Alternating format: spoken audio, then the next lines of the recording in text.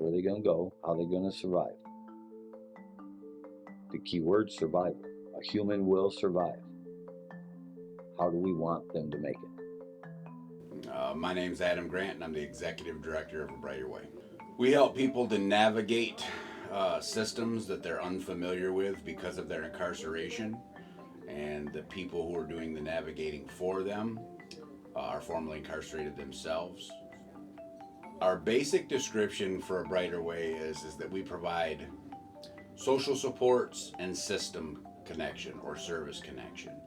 I list social supports first because it all boils down to connections. And you can hook somebody up with employment, with housing, with education.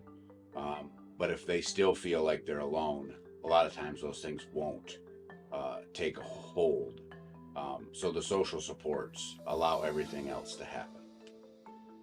To win, we should be finding solutions to a problem. We're not trying to defeat each other. We're trying to find a solution to a problem. So early in life, I ended up in gangs. I ended up putting up a persona, which is a defense, we call, so other people don't get to know who you really are. And in prison, having a son and trying to be a parent at the same time started me learning who I was and who I really wanted to be, who I wanted my son to be. So I ended up pursuing how to be a good father and ended up finding myself. It's a reaction off the system that's taken away the fathers, and now the fathers got out, don't even know how to be fathers, and we actually cared enough to walk them through the struggles they're going through. We wouldn't be going through this whole cycle. I believe in reform. I don't believe you have to lock somebody up to change them. I just believe that puts away the problem for a while. A Brighter Way has been very instrumental in my reintegration to society because they can speak directly to those issues. Right? Having to navigate the legal system from within is one thing, but when you repeatedly have to explain to people that this conviction isn't yours or it was a mistake by the government, those are things that aren't always easy because people aren't always understanding. Your uniform is the same exact uniform as everybody else. The only difference is your prison number. And that's the one unique qualifier that is attached to everyone inside. But even that's dehumanizing, right? You're not called by your name, you're called by your number. You're not identified as a person, you're identified by the number. So that alone dehumanizes you. It takes away your ability to say, this is who I am. Because in reality, especially in situations like mine where you're wrongfully convicted, this number doesn't belong to me, but yet I'm being called by this number. I'm being identified by this number. So it takes away the ability to be a person. Everybody in the office of A Brighter Way was in prisoner-ran programs. Programs ran by men that were punished to go there changed me.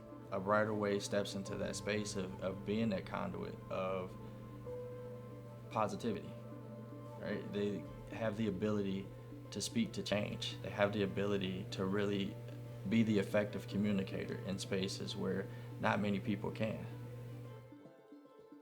We take a very individualized approach to helping individuals. You can't decide how you're going to help people until you meet those people. So sometimes they may need a ride somewhere, sometimes they may need breakfast, sometimes they may just need somebody to listen. So we try to provide whatever is needed, not what we think is needed. And the only way to do that is by listening to the individuals. And if they say something that most people wouldn't consider to be a need, you still have to address it, because until that's addressed, you can't get to the other things. I've learned so much about how the system works, and I've met a lot of different people, and I'm understanding the struggles that people who are re-entering citizens go through. And it bothers me that a person that's already paid their debt to society has to repay it when they get out. So the working title for my documentary is Failure Final? And it's going to be very positive and talk about how incarceration affects the individual, the community, the relatives, the friends of the person incarcerated. So I would like people to connect more with that part of our society and understand that making a wrong decision at some point in your life doesn't mean you're a bad person.